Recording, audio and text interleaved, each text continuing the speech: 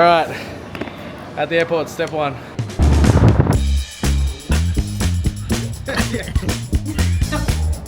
Yeah, Go. yeah. I got nothing to lose. 'Cause everything I know is what my mama told me. I got nothing to prove. 'Cause the only thing I know. Hello there, people on the internet. That is something I used to say when I first started my channel. The past few months have been huge. I ran my first half marathon.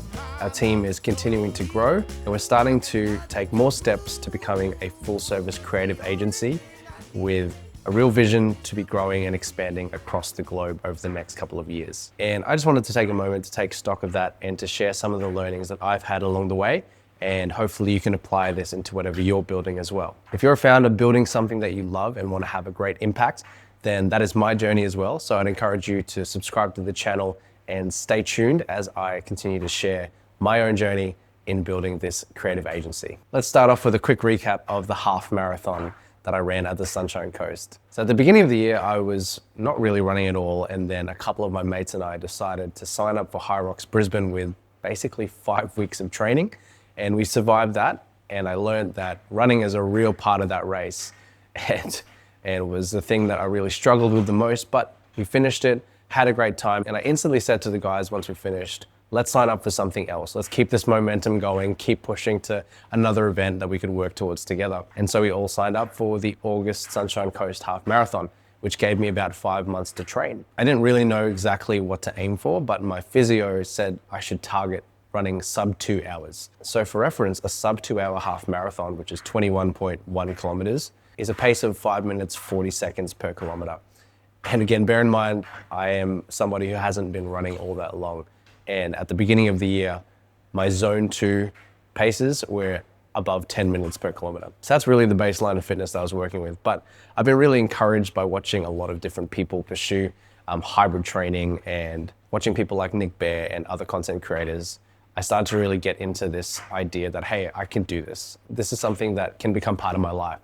And so I began the pursuit. I had 5 months to train and I was very consistent with it. I kept at it and kept working towards my goal. And it really surprised me along the way as I started hitting these milestones of running like 15, 16 Ks straight to hitting my first 20K long run and then my first full half marathon distance. And it started to become normal. It started to become something that I went, I can do this. It was a big identity shift for me that I actually can do this. I am a runner and I actually enjoy the mental space and even running without listening to anything and taking time to think and have some solitude in a really productive way while running. But leading up to the event, I knew that it was always going to be a challenge to hit that goal based on my heart rate and how I was tracking in training. The fastest I'd really done the half marathon distance to that point was about 6 minutes 20 per kilometer, which is half a minute per K slower than what I had aimed for. On the day, I really did surprise myself that I was able to push as fast as I could. I just missed my time goal by finishing in 2 hours and 35 seconds, but I really found my limit, but I still pushed past it. I was on track for sub 2 hours the entire race until about 2 to 3 Ks out when my body was really just starting to, to fold. And I realized that it was slipping away, but I was so happy to have finished it with a time of basically right on the 2 hour mark. Super proud of myself, super encouraged to see how I developed throughout the course of the year with consistency. And I'm continuing that momentum. I've already signed up for another race next month in the Bridge to Brisbane 10K, which I'm hoping to have a good time for there. I think that the lessons that you can learn by training and putting the body through events and training for things like half marathons and Hyroxes is that you really do build a level of consistency and mental fortitude in how you start to approach all the other areas of your life. Showing up and doing it when you don't feel like it, when it's part of the routine and you have to get it done and you don't really have a choice because you're shooting for a goal. And I think all of those principles are so translatable into business and into life in general. And now I've formed this habit that it's a good habit and I'm gonna keep pursuing it. And I have now a longer term goal to be able to run the New York City Marathon by the time I'm in my mid-30s, 35 to be specific. So watch this space. And even in that particular goal there, that means a few things to be able to achieve that. You know, from a fitness perspective, I have to build to that level.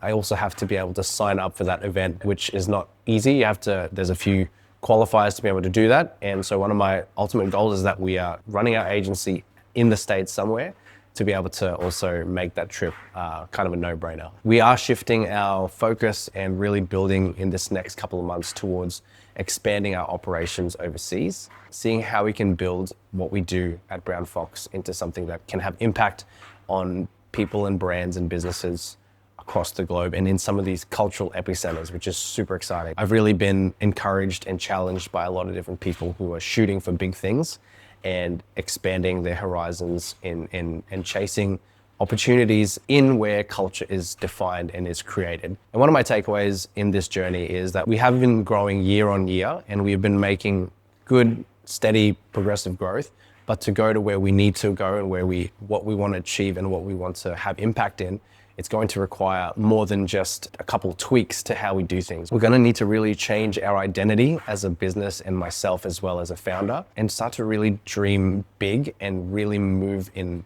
a big way and start to do the things that a global creative agency would do. I've been reading Stephen Furtick's book, Do the New You, and it's a great book. I listen constantly to his messages and his preaches almost on a daily basis. And one of the things that has stood out to me out of that book and his teachings is this phrase of do the thing that you would do.